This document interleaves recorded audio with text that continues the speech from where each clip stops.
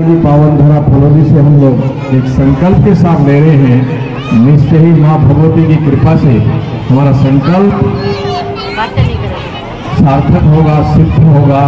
पुनः बोलेंगे भारत माता की, भारत माता की, वंदे मातरम, जय श्री राम।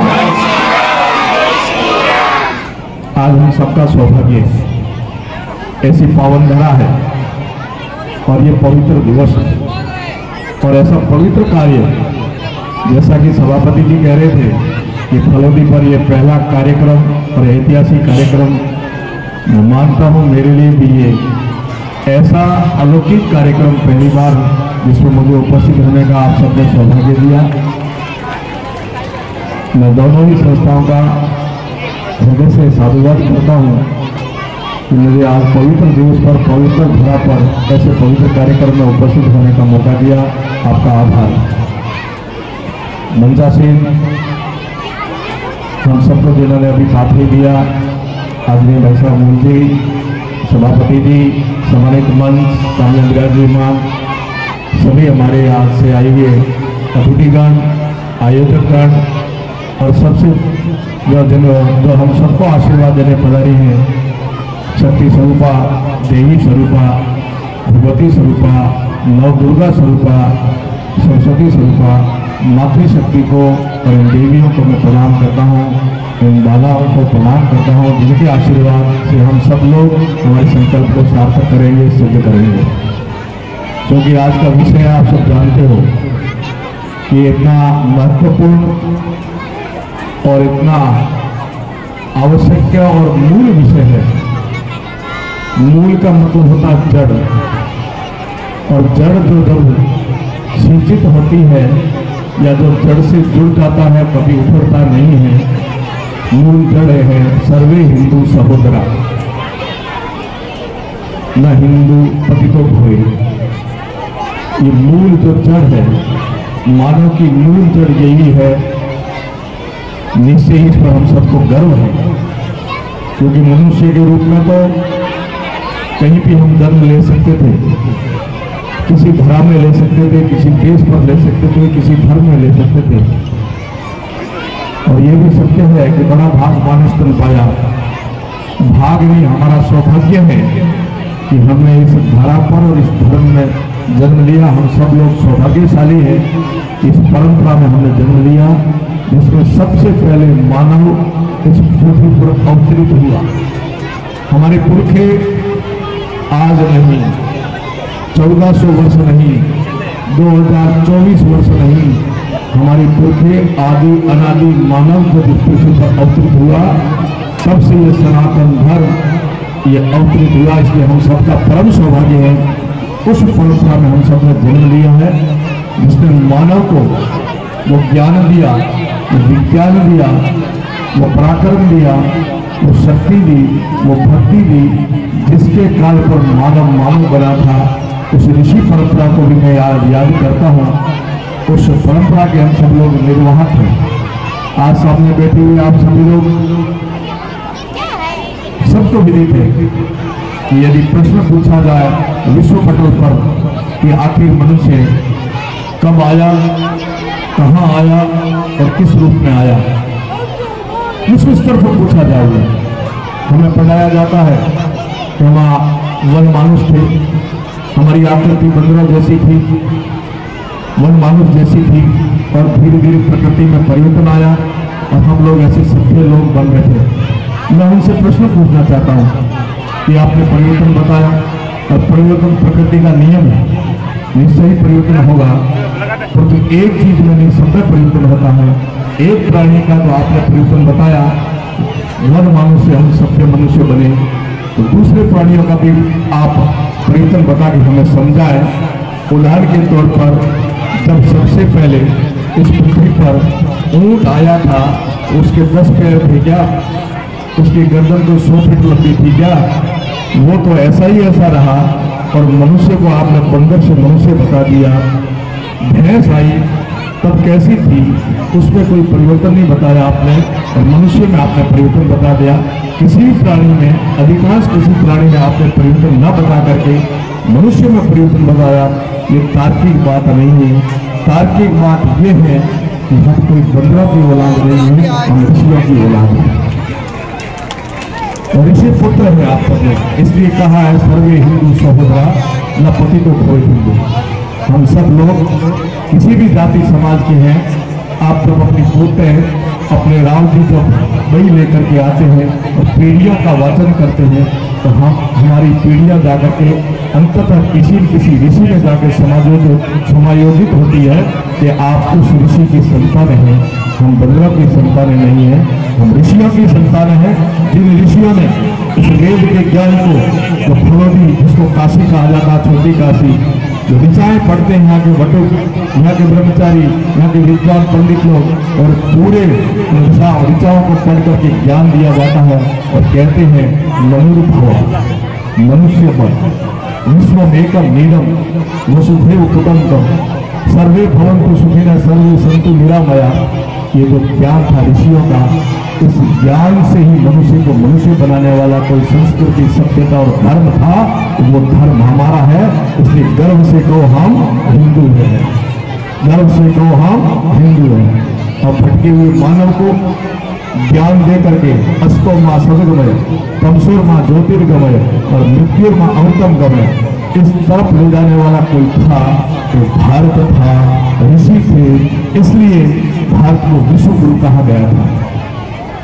इसलिए भारत विश्व गुरु था कि मानव को मानव बनाता था और भटके हुए को ज्ञान देकर के, अज्ञानता से निकाल करके ज्ञान, अंधकार से प्रकाश और मृत्यु से अमरता की तरफ ले जाने वाला कोई ज्ञान था तो हमारा भारत का था।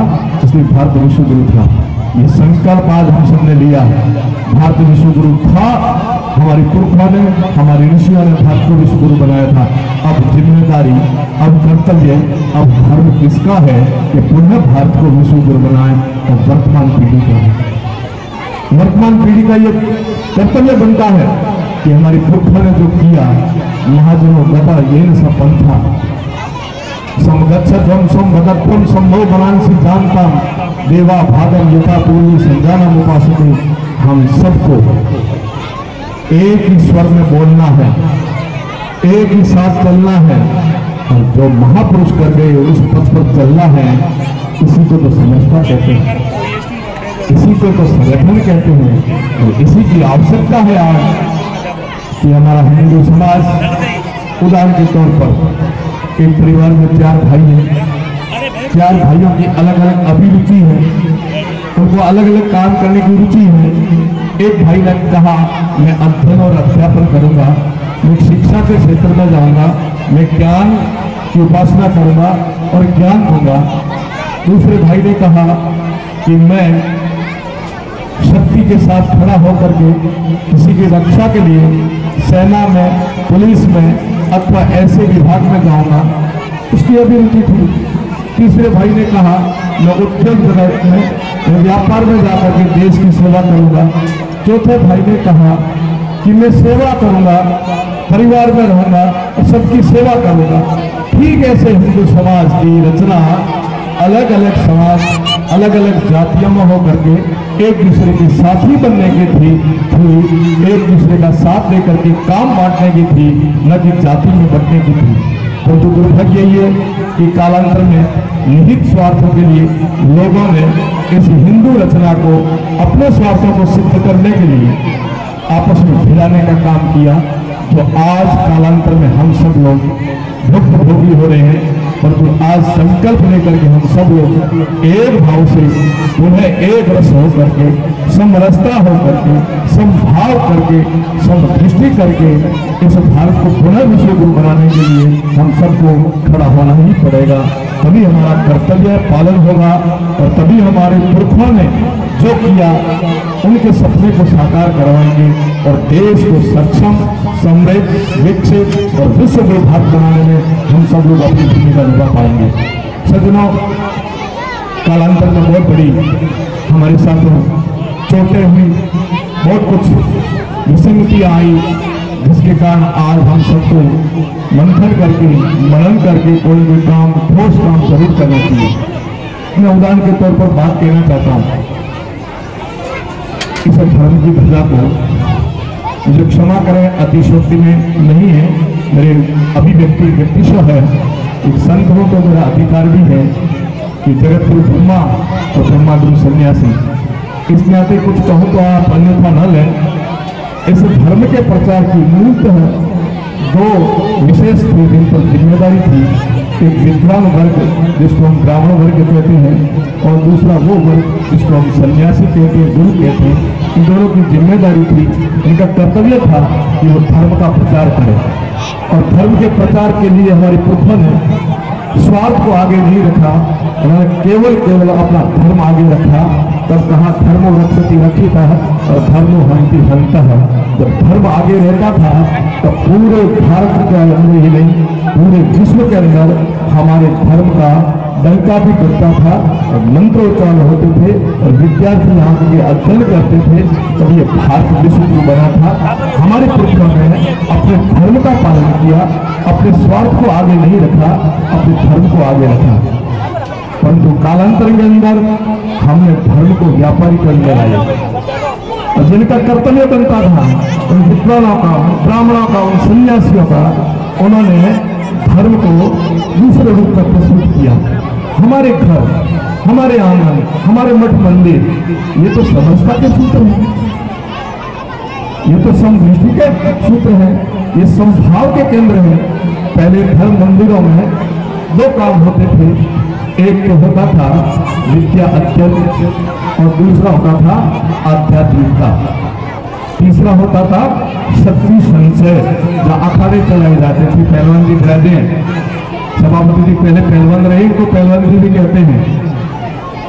तीन कामों के माध्यम से हमें धार्मिक स्थान करते थे, विद्या अध्ययन का केंद्र, समरसता का केंद्र और शक्ति का केंद्र होता था। परंतु तीनों की जगह हम विपरीत क्रिया करने शुरू कर दी। धार्मिक स्थानों में छुआछूत आ गया, समरसता खत्म कर दी।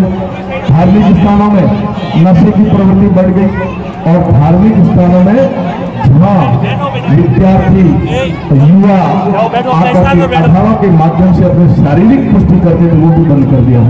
अर्थात शारीरिक, मानसिक और आध्यात्मिक उन्नति के ये केंद्र थे। आज इससे विपरीत क्रिया होने शुरू हुई, तब से हम पीछे हटना शुरू हो गए। तो चक्रवर्ती राज और पूरे विश्व के अंदर हमारा जो मान और सम्मान विश्व गुरु थे, उससे हम नीचा आना शुरू हो गए।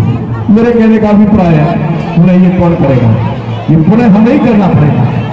यदि विश्व गुरु बनाने का संकल्प हम सब लोग ले लें, आज मंदिरों के अंदर, मठों के अंदर यदि अस्पृश्यता का भाव समाप्त कर दें, छुआछूत का भाव समाप्त कर दें, तो कौन कह सकता है कि इस भारत को कोई रोक सकता है या हिंदू समाज को कोई रोक सकता है? उन्हें विश्व गुरु बन के दिखाएंगे। तो करना किसको है? करना हमें ही। भगवान राम यदि सबरी के भूखे पेड़ खा सकते हैं तो हम कौन से बाकी मूली? किसने कहा कि सबरी जैसे अब है कहाँ और राम जैसे है कहाँ? तो सबरी भी है और राम के पथ पर चला पर भी हमें चलना पड़ेगा, चलना पड़ेगा, क्योंकि संकल्प शक्ति सब कुछ होती है। कई कहते हैं, मैंने देखा उदाहरण के तौर पर, जब जाता हूं तो मन में दुख और पीड़ा भी होती है। घरों में जाते हैं, हम समाज में जाते हैं, समाज के कार्यक्रमों में जाते हैं, हर समाज के कार्यक्रमों में जाते हैं। कई समाजों से बहुत दूरियां करके बिठाते हैं, उनकी दरी दूर रखते हैं, उनके बर्तन दूर रखते हैं, उनके खाने पीने की व्यवस्था अलग करते हैं। तो मन में ये भाव आता है कि हम जितने बैठे हैं इनमें से एक बार अपना दृष्टिपात सुरक्षा करें। यदि हमारे घर में, हमारे समाज में ये व्यवस्था है क्या कि हमारे बर्तन अलग है, हमारी दरियां अलग है, हमारी बैठने की व्यवस्था सामाजिक स्तर पर और घर के अंदर अलग है, तो ऐसा कौन व्यक्ति है हमारे में से जिसने कभी होटल में नहीं खाया हो? कोई ऐसा व्यक्ति है जो कहता है मैंने कभी होटल में भोजन नहीं किया है? चाहे मैं हूं, चाहे पंडित जी हो, चाहे आप हो, चाहे और कोई श्रोता है, तो कह दे कि मैंने भोजन होटल में नहीं किया। कई कहते हैं मैंने होटल में संकल्प देखा, भोजन नहीं किया। कोई बात नहीं, आपने भोजन होटल में नहीं किया होगा, होटल में भोजन करने वाले के साथ में नहीं बैठे क्या?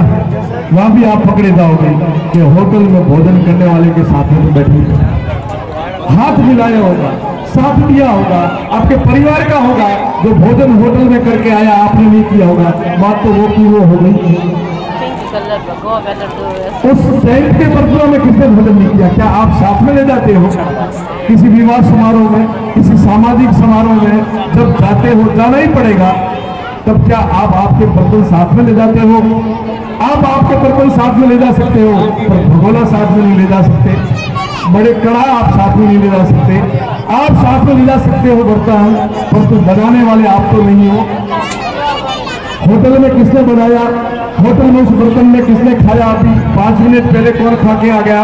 होटल में वो बर्तन किसने धोए? वहां आपको कोई घृणा नहीं होती है, और घर में आते ही या समाज में आते ही आपको मन में एक घृणा भाव आता है कि इस बर्तन में पता नहीं किसने खाया है, ये बर्तन किसी और का है, जो मेरी जाति का नहीं, मेरे समाज का नहीं है, इसलिए मैं अस्पृश्य हो जाऊंगा।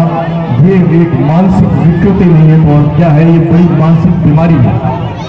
दूसरा उदाहरण, कौन ऐसा व्यक्ति है हमारे में से डॉक्टर साहब जो हॉस्पिटल में नहीं आया होगा, उस बेड पर नहीं सोया हो, या डॉक्टरों के हॉस्पिटल में, बड़े बड़े हॉस्पिटलों में, छोटे हॉस्पिटलों में क्या अपना बेड साथ में ले जाता है? उस बेड पर किसने इलाज कराया, किसने उपचार कराया, वहां आपको ये तकलीफ नहीं होती है कि इस पर पहले कौन सोया। हॉस्पिटल में कौन चिकित्सक है, कौन उप चिकित्सक है, किसके हाथ से दवा हो रही है, कौन हमारे मुंह में हाथ डाल रहा है, कौन हमारी सेवा शुश्रूषा कर रहा है, वह हमें कोई तकलीफ हो रही है तो हम तकलीफ मिटाने के लिए जाते हैं। परंतु जब घर में आते हैं तो हम बिस्तर भी अलग रखते हैं, दरी भी अलग रखते हैं, बेड भी अलग रखते हैं कि मेरी समाज का, मेरी जाति का नहीं है, दूसरी किसी जाति का। ये भी तो मानसिक विकृति है। होटलों में भी सोए होंगे, बस की यात्रा की होगी, ट्रेन की यात्रा की होगी, हवाई जहाज की यात्रा की होगी, क्या वो सीट जिस सीट पर आप बैठे हो, उस सीट पर कोई पहले कोई बैठा है कि नहीं बैठा है? वहां आपके मन में कोई घृणा नहीं है, और ये घृणा जो भाव है ये इतनी खतरनाक बीमारी है कि समाज के अंदर विद्वेष फैलाएगी, समाज में दूरियां करेगी, और जो हमारे सपने, जो हमारे महापुरुषों के सपने, हमारे अपनों के सपने, हमारे क्रांतिकारियों के सपने, हमारे देशभक्तों के सपने, उनको चकनाचूर करेंगे इस प्रजातांत्रिक प्रक्रिया में। इसलिए उनको सम्मान दो तो आज वो आपके साथ खड़े होंगे, नहीं तो जहां आपको जरूरत होगी वहां वो साथ में खड़े नहीं होंगे।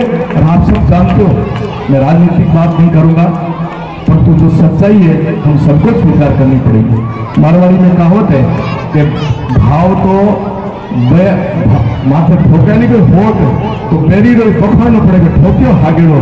पहलवान कुश्ती लड़े हम लोग दाव हागेड़ो लगावे तो अपन कहना पड़ेगा दाव हागेड़ो लगायो है। तो इसलिए ये बात हम सबको मन से स्वीकार करनी है कि नहीं करनी है कि 9 वर्ष के कार्यकाल के अंदर जो असंभव लगता था वो संभव हुआ कि नहीं हुआ। जब ये कहा जाता था कि राम मंदिर एक काल्पनिक सपने हैं और राजनीतिक घोषणाएं हैं, क्या वो राजनीतिक घोषणाएं हैं? ये सत्य और संकल्प हमारा सपन साकार हुआ। 500 वर्षों तक हमारे पुरखों ने जो सपने सजाए थे वो करके दिखाने वाले भी तो समय आया कि नहीं आया। धारा 370 हटने का समय आया कि नहीं आया। अब हम सबको संकल्प लेना है कि भारत विश्वगुरु बनेगा, बनेगा भारत विश्वगुरु। परंतु एक बात को ध्यान में रखना कि धर्मो रक्षति रक्षिता, धर्मो हंति हंता। धर्म को आगे रखना है, स्वयं को आगे मत रखना, स्वयं के स्वार्थों को आगे सिद्ध मत करना कि मेरा स्वार्थ सिद्ध हो जाए इसलिए मैं चाहे कुछ भी करूं। वो बहुत बड़ी त्रुटि और भूल होगी। इतिहास को देखें, क्रांतिकारियों ने 200 वर्ष तक संघर्ष करके हमें स्वतंत्रता दिलाई। उनके सपने थे कि मेरा भारत पुनः विश्वगुरु बनेगा, भारत पुनः सोने की चिड़िया बनेगी, भारत आगे बढ़ेगा। वो अपने बच्चों के लिए नहीं क्रांतिकारी बने थे, उन्होंने हंसते हंसते फांसी के फंदे इसलिए नहीं झूले थे कि मैं मेरे बच्चों के लिए करूंगा, उन्होंने हम सब के लिए, देश के लिए अपना यौवन मां भारत के चरणों में समर्पित किया। उनके क्या सपने, उन सपनों को देखे आप। उनका एक सपना था कि भारत पुनः विश्वगुरु बने, भारत पुनः शक्तिशाली बनकर खड़ा है। क्रांतिकारी जब अंग्रेजों से लड़ रहे थे तो कुछ लोग अंग्रेजों के साथ भी खड़े थे, ये भी सत्य बात है। परंतु आज क्रांतिकारियों के फोटो लगते हैं और उनकी जयंतियां मनाई जाती है, जो सामने खड़े उनकी कोई जयंती नहीं मनाता और कोई फोटो घर में नहीं लगाता। ये भी याद रखना, ये इतिहास हमारा भी बनेगा। ये इतिहास सब घटना बनती है, चाहे छोटी घटना हो चाहे बड़ी घटना हो, सबका इतिहास जितना क्षेत्र वहां लिखा जाएगा। ग्राम पंचायत का सरपंच होगा तो उसका ग्राम पंचायत में इतिहास लिखा जाएगा कि उस समय हमारे गांव में सरपंच कौन था, जिस सरपंच के कार्यकाल में गांव में विकास हुआ, गांव में बहुत अच्छी बातें हुई, गांव में समरसता की वातावरण बना, गांव में समभाव से काम हुआ। उस सरपंच को सदियों सदियों तक याद करें। नगर पालिका का यदि सभापति होगा, वो अच्छे काम करेंगे तो आने वाले 100 साल बाद उसको याद करेंगे कि कोई सभापति था जिसके कार्यकाल के अंदर ये काम हुआ। कोई विधायक होगा तो उसको याद करेंगे, कोई मुख्यमंत्री होगा तो उसको याद करेंगे, कोई प्रधानमंत्री होगा तो उनको भी याद करेंगे, अपना अपना क्षेत्र है। पर इतिहास सबका लिखा जाएगा। मैं पुनः आपका ध्यान आकर्षित करना चाहता हूं, हम सबका इतिहास लिखा जाएगा कि जब भारत विश्व गुरु बनने की तरफ अग्रसर हो रहा था, संक्रमण दौर से निकल करके कदम पर कदम भारत आगे बढ़ रहा था, तब 100 साल बाद हमें भी याद करेंगे कि उस समय देश के इस शक्तिशाली बनाने में हमारे इनके पुरखे सामने खड़े थे या साथ में खड़े थे। ये भी इतिहास लिखा जाएगा। और 100 साल बाद आपके आने वाली पीढ़ियों को सम्मान के साथ देश और दुनिया देखें या घृणा से देखें, वो आज हमें तय करना है कि वर्तमान पीढ़ी को क्या करना है। मैं पुनः आपसे निवेदन करता हूं, अब भारत जग चुका है। ऐसे कार्यक्रम केवल एक फलोदी में नहीं हो रहे, पूरे भारत के कोने कोने में हो रहे। और जिसने भारत को देखा है, जो भारत के बारे में चिंतन करता है, जो देश की दर्द और पीड़ा को समझता है, वो लोग संकल्प के साथ लगे हैं, जीवन समर्पित किया है। मां भारती के चरणों में बैठे प्रचारक के रूप संकल्प लिया है लोगों ने कि इदम राष्ट्राय इदम न मम, मैं मां भारती को अपना जीवन समर्पित करता हूं। अब ऐसे शक्तियां लगी हुई हैं जो दुस्वप्न देख रहे हैं, भारत को कमजोर करने के स्वप्न देख रहे हैं, दुस्वप्न देख रहे हैं। अंतर्राष्ट्रीय स्तर पर भारत के विरुद्ध कोई षड्यंत्र चलाते हैं कि भारत को यदि कमजोर करना है तो पहले भारत की इस ताकत को कमजोर करो जिसको हम जातियों में बट करके आपस में लड़ने का जो संकल्प, तो इन्होंने दुस्वप्न देखे, हमें आपस में लड़ने का जिनका जो दुस्वप्न है, ये जाट है, ये राजपूत है, ये मेघवाल है, ये भील है, ये भंगी है, ब्राह्मण है, इस प्रकार ये विश्व, ये 36 कौम को जो एक दूसरी जाति एक दूसरे का साथी था, उसको सामने खड़ा करने का जो दुस्वप्न देख रहे हैं, उनके दुस्वप्न अब साकार नहीं होने देंगे। वो संकल्प आपको हमें लेना है। तो दुस्वप्न कभी साकार नहीं होंगे, क्योंकि अब संकल्प हम सबको लेना है। हमारा भाव ये है कि हम एक दूसरे के साथी हैं, न कि सामने खड़े रहने वाले हैं। क्योंकि साथियों ने जिम्मेदारी ली है, कोई लकड़ी का काम करेगा, उसने कहा लकड़ी के काम की मेरी जिम्मेदारी। मैंने 4 भाइयों को 2 उदाहरण दिए, हम सबने अपना काम बांट के लिया था, हम सामने खड़े नहीं थे, हम साथी थे। और आज भी हमारी हिंदू परंपरा के अंदर जब विवाह होता है, बारात किसी की जाएगी तो सबसे पहले अपने रिश्तेदारों की संभाल नहीं लेते गिनात से, अपने उन साथियों की संभाल लेते हैं। मेरी कुम्हार की संभाल लाओ, मेरे मेघवाल समाज के भाई की संभाल लाओ, मेरे सुथार समाज की संभाल लाओ। उनसे लेते हैं, पैसे लेते हैं, कुछ मखाने पतासे लेते हैं। इतना ध्यान रखा हमारे पुरखों ने, क्योंकि समरसता का सूत्र दिया है और समभाव के भाव से हमें बांधा है। वो आज पुनः हम सबको इस सूत्र को मजबूत करके हमारे महापुरुषों के, हमारे देवी देवताओं के, हमारे क्रांतिकारियों के और हमारे उन देशभक्तों के सपनों को साकार करने का संकल्प आज पवित्र दिवस पर, पवित्र धरा पर किसी और को नहीं लेना, हम सबको लेना है। कि मैं आज संकल्प लेता हूं, मैं यदि मठ का महंत हूं, मठ का सन्यासी हूं, मैं मन से संकल्प लेता हूं कि तारापुरा मठ के अंदर किसी भी प्रकार की कोई छुआछूत और जातिवाद नहीं होगा।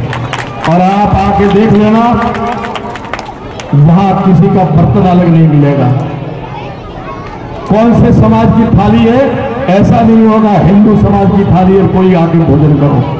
कोई पंगत अलग नहीं होगी, ये सन्यासी की पंगत है, ब्राह्मण की पंगत है, राजपूत की पंगत, छुट्टी से कौम के हमारे भाई बैठ के एक साथ पंगत करेंगे, ये संकल्प लेते हैं हम लोग। कोई आपसे मटकी अलग नहीं रखाएगा कि आपकी पानी पीने की मटकी अलग है, वहां जाके पानी पीजिए, सबकी पानी पीने की मटकी भी एक रखेंगे। यहां तक भी नहीं, भोजनशाला में यदि शुद्ध और सात्विक भाव से स्नान विधि करके पवित्र कपड़े पहन के पवित्र भाव से किसी भी जाति का आकर के भोजन भी बना रहा है तो भी तारा मतलब मेघवाल भी बनाएगा और भीड़ भी बनाएगा।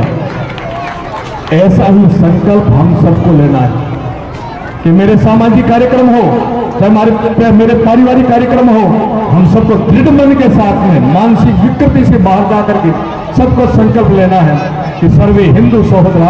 और हम जब ये कदम उठाएंगे तो दुनिया की कोई ताकत हमें नहीं रोक सकती कि भारत विश्व गुरु बनने से कोई रोक दे और भारत को कोई ताकत रोक दे। इन सपनों को साकार करने से सबसे पहला कदम ये उठाना है कि समरसता, समभाव, समदृष्टि, तभी हमारे सपने साकार होंगे।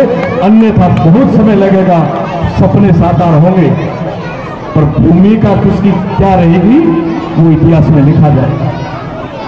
जब भगवान राम लंका पर चढ़ाई कर रहे थे, आप सबको विदित है कि जब पुल बनाना था सेतु, बड़े बड़े महारथी योद्धा लगे थे, बड़े बड़े पत्थर उठा करके डाल रहे थे, परंतु एक छोटी सी प्राणी गिलहरी के मन में भी आया कि मेरा भी इस भगवान के पवित्र काम में कुछ हिस्सा लगना चाहिए, पर मेरा सामर्थ्य और वो शक्ति नहीं है कि मैं बड़े पहाड़ पत्थर उठा सकूं। मेरा सामर्थ्य थोड़ी सी मिट्टी डालने का। गई अपनी बुद्धि से पानी में भीगी, मिट्टी में लेटी और आकर के वापस जब बड़े बड़े पत्थर डाले जा रहे थे वहां आकर के मिट्टी डालना शुरू किया। बड़े बड़े महारथियों ने कहा क्यों परेशान हो रही है, तेरे छोटी सी मिट्टी से ये इतना बड़ा सेतु नहीं बनेगा। उसने इतना सुंदर उदाहरण दिया, हम सबके लिए वो उदाहरण आज एक प्रेरणा है। उन्होंने कहा मुझे पता है मेरा सामर्थ्य आपके जितना नहीं है, मैं बड़े पत्थर नहीं उठा सकती हूँ, परंतु जब ये पुल बन करके आएंगे, भगवान राम की सेना इसके ऊपर के गुजर के जाएगी, अन्याय अत्याचार के विरुद्ध जा करके हमारा धर्म लहराएगा, तब उस इतिहास में मेरा भी नाम लिखा जाएगा। एक छोटी सी गिलहरी ने भी कुछ मिट्टी डाली थी। ठीक ऐसे हम सबको अपनी भूमिका तय करनी है। इस समय जब भारत खड़ा हो रहा है, विश्व गुरु बनने की तरफ जा रहा है, उसमें हमारी भूमिका क्या रहनी चाहिए। हमें तो अपनी भूमिका निभानी है, हमें तो अपने कर्तव्य निभाना है, हमें तो हमारी ड्यूटी करनी है, हमें तो हमारी जिम्मेदारी निभानी है। इसी को तो शास्त्रों में धर्म कहा है। धर्म का क्या अभिप्राय है? धर्म का अभिप्राय आपका कर्तव्य क्या है, आपकी ड्यूटी क्या है, आपका जिम्मेदारी क्या है, आपका फर्ज क्या है और आपका धर्म क्या है। गुरु का क्या धर्म, ब्राह्मण का क्या धर्म, ब्राह्मण की क्या ड्यूटी, ब्राह्मण का क्या कर्तव्य है, सन्यासी का क्या कर्तव्य है, नेता का क्या कर्तव्य है, नेता की क्या ड्यूटी, कर्मचारी की क्या ड्यूटी, अधिकारी की क्या कर्तव्य है, माता का क्या कर्तव्य है, पिता का क्या कर्तव्य है, राष्ट्रपिता का क्या धर्म, धर्म की ड्यूटी, धर्म कर्तव्य, धर्म उद्देश्य के लिए हमें अपनी ड्यूटी निभानी पड़ेगी। ये आइए जिस चीज की जो ड्यूटी बनती है, जो जो फर्ज बनता है, जो जो जिम्मेदारी बनती है, जो जो धर्म बनता है, उसका हम सब लोग निर्वहन करेंगे। इतना ही हमें करना है। जो आप और हम सब की ड्यूटी बनती, जहां बैठे हो, जिस जगह हो, अपना कर्तव्य मत छोड़ो, अपने धर्म से दूर मत जाओ, उसका पालन करो। बाकी सभी दिव्य शक्तियां हमारे साथ हैं। इतिहास जब लिखा जाए, इतिहास जब पढ़ा जाए, तब हमारी भूमिका उन लोगों में नहीं आए जो हमारी आने वाली पीढ़ियों को नीचा देखना पड़े कि जब देश खड़ा हो रहा था तब हम कहाँ खड़े थे। हम देश के उस सक्षम, समृद्ध, विकसित और मजबूत करने की शक्ति के साथ खड़े थे या सामने खड़े थे। मैं मानता हूँ कि आप बैठे हुए सब सकारात्मक भाव से आज हम संकल्प लेंगे कि मां भारती का मान सम्मान हम पूरे विश्व में बढ़ाएंगे। आज पुनः इस पावन दिवस पर, पावन धरा पर, इस संकल्प के साथ मैं मेरी वाणी को विराम देता हूँ। आइए एक संकल्प में सम गच्छध्वम, सम वदध्वम, सम्मो मनांसि जानतम, देवा भागम यथा पूर्वे संजानाम उपासते। एक नारा बोलूंगा, उसके साथ मुझे विश्वास है कि आप नारा मन से बोलेंगे और बहुत संकल्प के साथ बोलेंगे, सब बोलेंगे। मेरे पीछे पीछे दोहराना, नहीं रुकेंगे। बोलिए सभी, नहीं रुकेंगे, नहीं रुकेंगे, नहीं झुकेंगे, नहीं झुकेंगे, नहीं बिकेंगे, नहीं बिकेंगे। नहीं बटेंगे, नहीं बटेंगे, एक होकर